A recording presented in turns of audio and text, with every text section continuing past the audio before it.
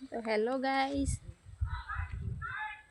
2 દિવસથી વ્લોગ બનાવ્યો નહોતો. સેન્ચો બીમાર હતો એટલે સેન્ચો મોઢામાં થુલ્યા પડ્યા. તો અમે માતપુર આવ્યા છીએ થુલ્યા મંત્રાવા.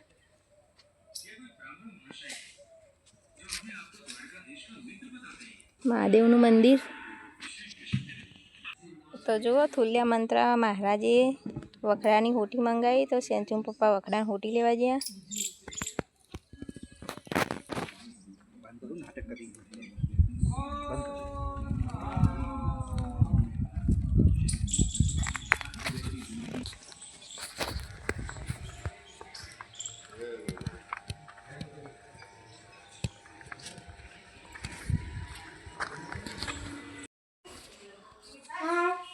તો ગાઈસ, અમે માતપુરથી ઘેર આવી ગયા છીએ. માતપુર જઈને આવતા રહ્યો.